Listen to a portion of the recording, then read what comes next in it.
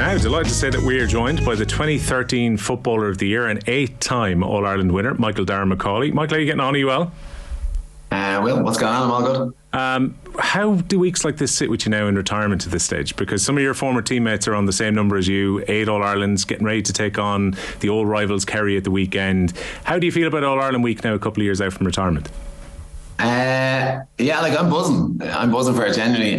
So it's obviously it's different on this side of the fence. Yeah, look, I think we were having that chat. Like you missed the kind of look. I'll be itching to go. I'll be looking for my boots from the stands in Croke Park on Sunday afternoon. But you'll miss those days until you're wrinkly and old. But I think I'm very happy on this side of the fence. I think people always ask me the same thing at the match. Like, it's like, how are you doing on this? Like, how do you feel about it? And I'm like, I usually have a Guinness in my hand, and I'm like pretty happy out. Like, so it's all good. You're not one of those guys who found it tricky, because you find sometimes with athletes, you know, when they hang up the boots and they go in a different direction. You're still playing a bit of basketball, but say when you stepped away from the intercounty, some people find it difficult to actually go and watch their former teammates, or find it difficult to go to games. You didn't experience that?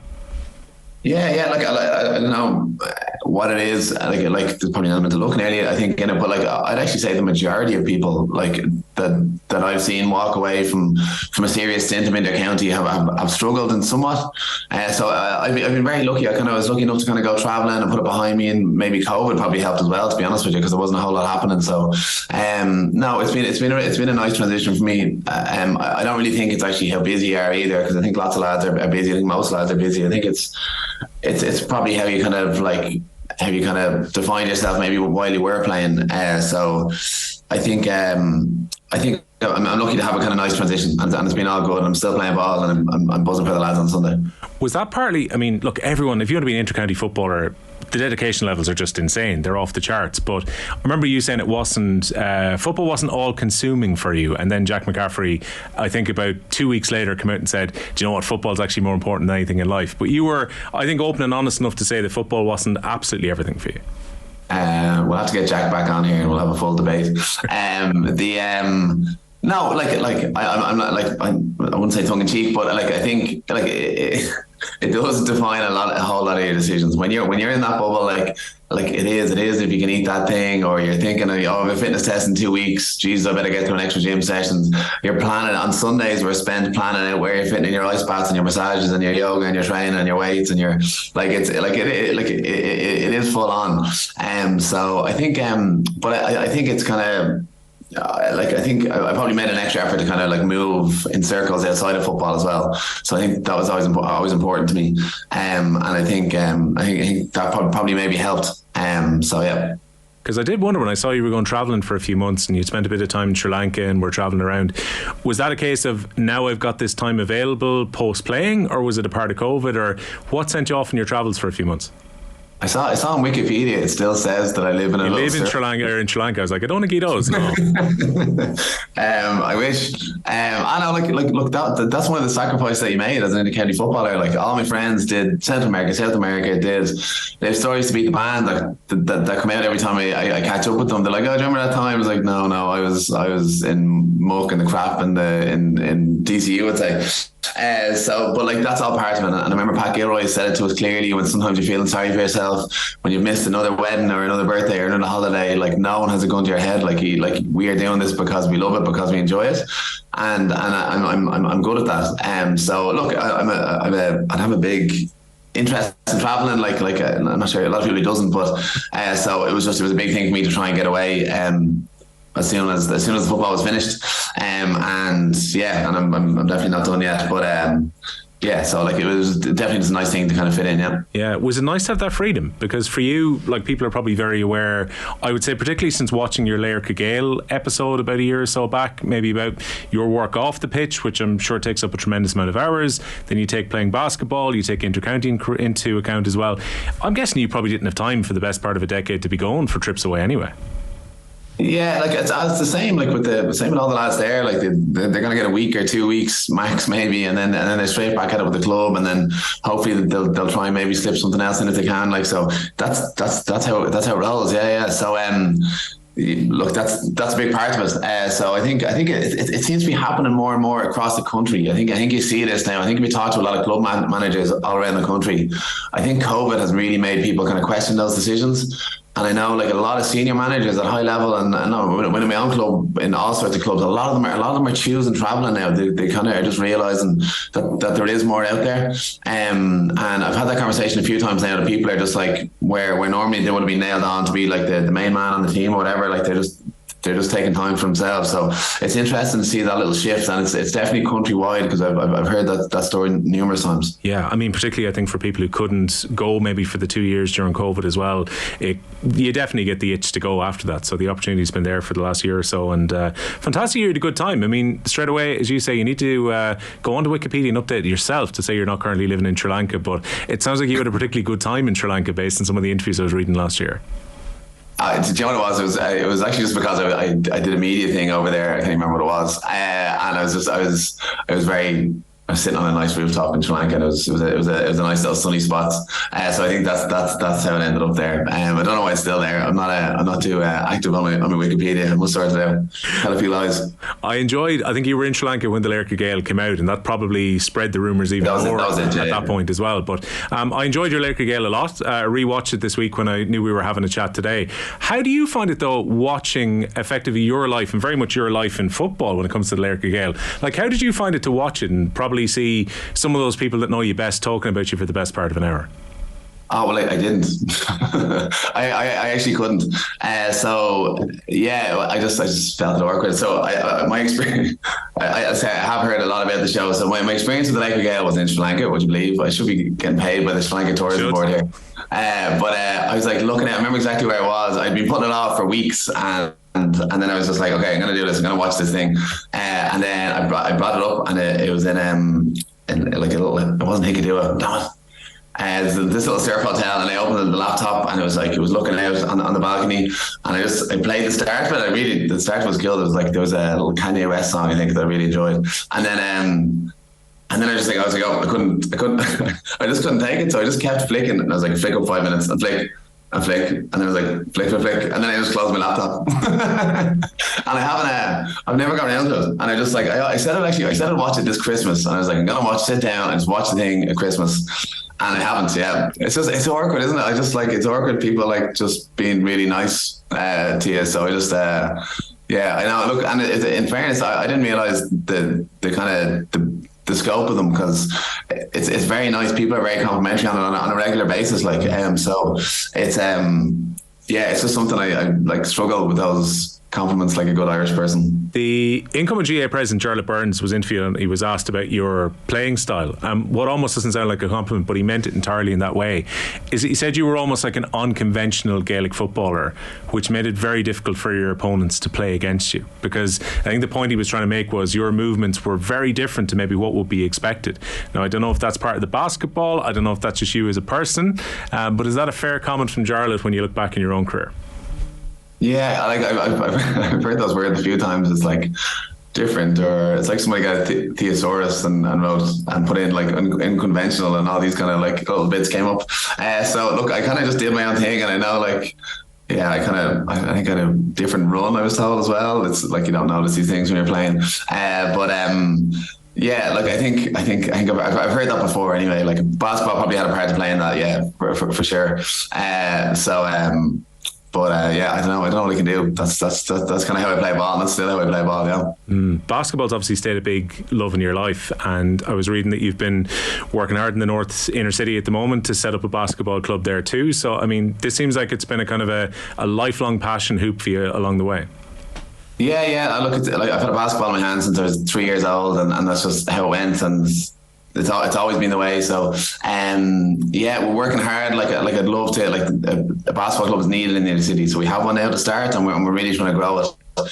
So that's a big part of us, the NEIC Trojans. So working hard on that, and whether I'm there or not, like I hope to come back in 20 years and that thing to be flourishing. So and I'll always have a part in that, whether I'm working the area or not, who knows. But so yeah, look, that would be fantastic, and it's a really well needed facility in the area as well. Yeah, because like it is a real challenge. We were chatting about kind of the League of Ireland and trying to get kids in the city playing sports, and really when you think about it, it's very difficult to find a greenfield site to be able to provide more playing pitches for maybe the more conventional sports, while things like street soccer and basketball has actually been possible. But there's very few areas left in the inner city particularly where you could potentially put, say, a grass pitch in right now. Oh, 100%. Look, these are conversations that I have every day of the week. Like, there is no space. No space exists for a Gaelic football pitch. That's how it's going to happen. And people say we need a GAA club in the area. I couldn't agree with you more. But there is great work being done. Joey O'Connell's was there. Now Scully Cunnell are doing a lot of work, and they're busing kids out to Clontarf Road as well. And we have an inner city nursery, so we have kids playing in the inner city. So it's a big thing, but there's probably more. There's a million more Astro pitches and stuff hidden around the place than you know about. But yeah, look, we're always going to be lacking those green fields, unfortunately. And it's I suppose it's what comes with that. Like, if you put a GAA pitch there, yeah, you get kids playing, but you get that whole culture and atmosphere and that sense of togetherness is from a GAA club, which we all know how strong it is throughout the country. So I think that's the kind of part that's missing. That would be amazing. Unfortunately, look, it's just not happening. Like, a GAA club won't exist in the inner city. Field wise, as far as I can see, so we just have to do our best to work around it. Yeah. It seems almost obvious to ask you whether you find it rewarding, because this is a type of work that you wanted to take on. But when you see kids maybe taking up sport or playing basketball as a result of this, that has to be, I would think, a very rewarding thing in your life, is it?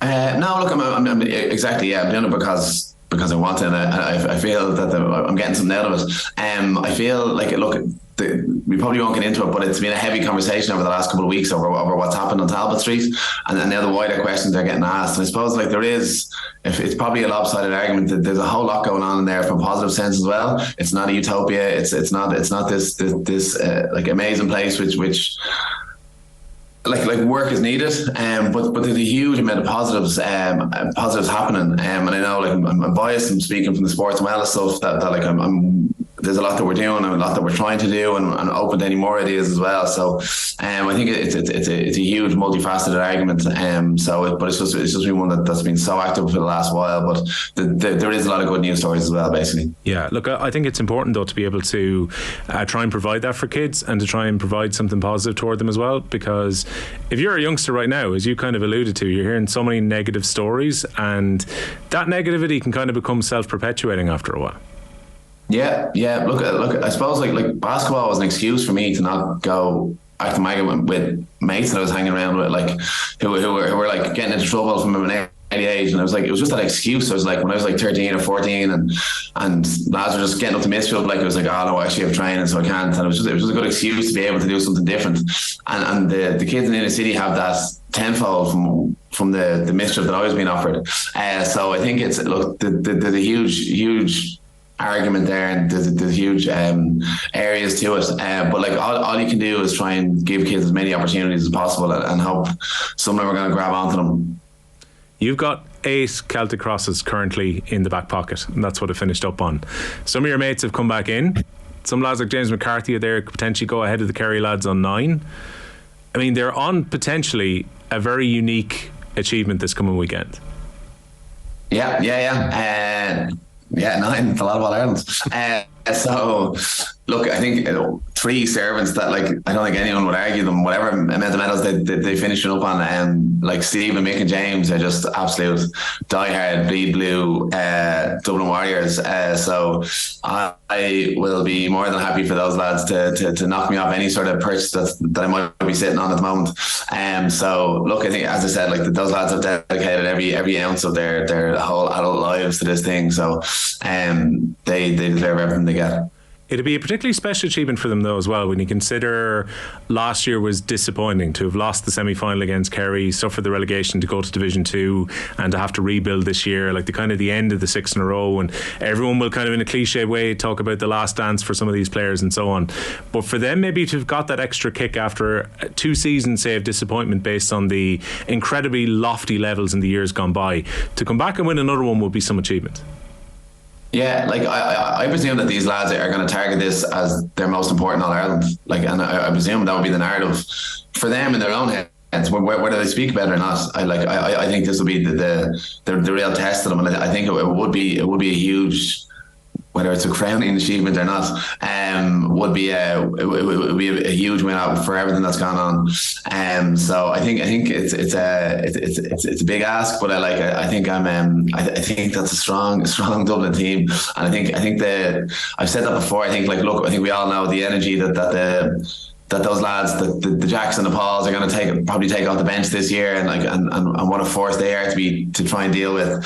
But I think it's also the energy that some of these lads bring to the dressing room as well. Like, and Stephen as well. Like, these are big presences to bring back in the dressing room, and there's a lot of positive energy from Jack and Paul and all the lads there. There's a really good group there as well. I think it is better than it has been in previous years. So I think they're in a good place, and I think it's the Kerry aren't facing the same Dublin team that they beat last year. Paddy Andrews was working for us start of the summer. He was as shocked as anybody when he saw Stephen Cluxon down on the pitch. He actually thought that we were taking the piss when we said, no, Cluxon's there. I think he's wearing 16 and he's taking part in the warm-up now at the moment. Were you as surprised as Paddy when you heard that Stephen Cluxon was coming back in? Paddy, I didn't know Paddy was working with us. I don't see him everywhere every time I open my phone, or he's never lurking around the place. You might catch him on GA Go if you're totally lost as well. I believe he pops up from place to place. I see him more than I see my own hands. I was. Look, it was the exact same. It was gas. Like we have like a retired WhatsApp group, which was Stephen was still in, and like it was hopping. Everyone was like, "What is going on there? Like, what is your man doing?" So look, I'm delighted for him. Like Stephen wasn't finished playing. I really wanted him to come back last year. I felt like he had loads left in him, and there's not a question about whether he's good enough. He is good enough. He is as fit. I saw him recently. He's in incredible shape, and it's unfortunate there's such a high standard of goalkeepers that were there that hadn't put a foot wrong either, but Stephen is flying, and I was in, I think someone saying it's the Loud game, I think it happened, but like I had my phone on me. I was in the steps of the Hogan stand, and it just started buzzing, and then everyone was just talking about it. But I couldn't believe that he was starting that game, and he hasn't looked back since. And look, he hasn't done a whole lot wrong, but that's our Stephen, yeah. Did the administrator of the WhatsApp group have to kick him out of the former players when he got back in the panel then? Do you know what? I think he's still in there. Wow. I actually have thought about this more than once, that he needs to be removed.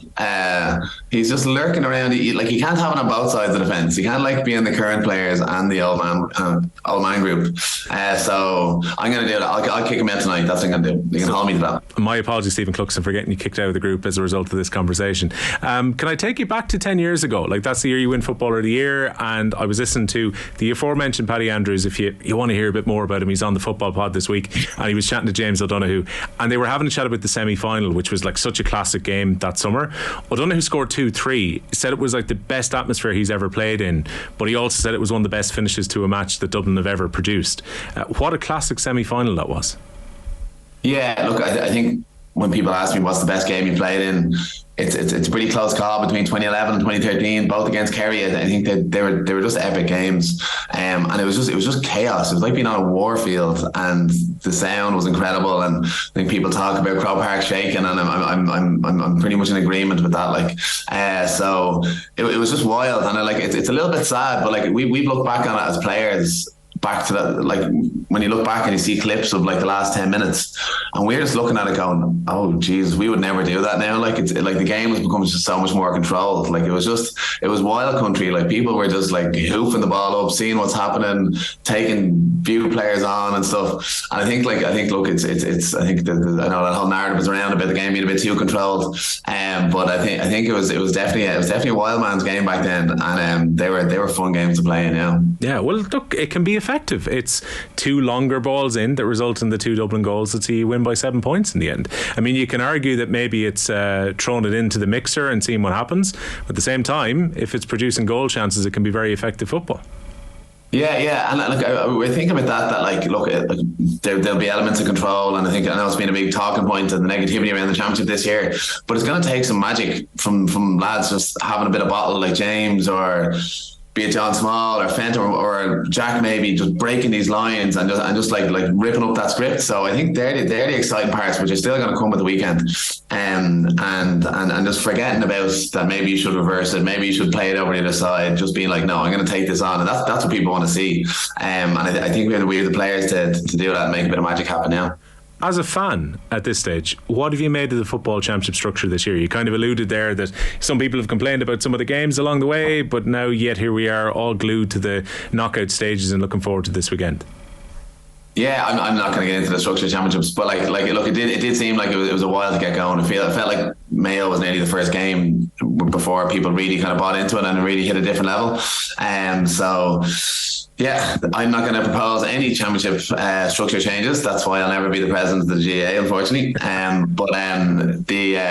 I think everyone's fully bought in now, and I think it's been really enjoyable. I've loved being a fanboy for the last while. I made my comeback to Hill 16 after a decade in the wilderness for the Mayo game, so it had been a while. So it was good to be back, and it's still as much crack as ever. I think we need to work on our singing. I think the tunes there's not as many songs. So I don't know whoever is the conductor of the Hill 16 Orchestra, but I think we need to look at that. It's fun. You can be the guy with the bow on, or is the intention maybe to get a more modern twist on the songs for you? No, like we can go back to some of the. I didn't even hear like Ring Ring a Rosie or some of the classics, like. I think that's for another day. The Mayo performance then, not a bad day to be on the hill. Kind of was that feeling where it felt like the year was clicking for Dublin a little bit in that second half. Yeah, and look, I think it's been mentioned before as well, but it's tough to go back to back in football matches, and lads are hanging together. Lads have like bruises and hamstrings and all sorts of nonsense, and you're kind of hanging together for the little while to turn it around in 6 or 7 days. So I think that really showed to be the case for against Mayo, and then we had the strength and depth to kind of push it on. And once we kind of clicked into gear, we were motoring. So the lads were flying. Yeah. You won't thank me for finishing on a prediction, but how do you see Sunday's game going? Sunday, I am predicting that I think Kerry haven't met this Dublin team before. I think that they're on a whole different level from last year, and I'm hoping there's enough kind of grit and determination from what happened last year to get them over the line. So I am backing James McCarthy to walk the steps of the Hogan stand. Good stuff. Look, Michael Darragh MacAuley is an Allianz ambassador. He's been speaking to us ahead of this weekend's game between Dublin and Kerry. This summer, Allianz, as the proud new sponsors of the All-Ireland Senior Football Championship, have been showcasing the championship's all-encompassing nature and its direct connection to the Allianz Leagues by encouraging fans, coaches and volunteers to write their own story. Enjoy the game at the weekend. Thanks a million for joining us. Well, cheers. Thank you.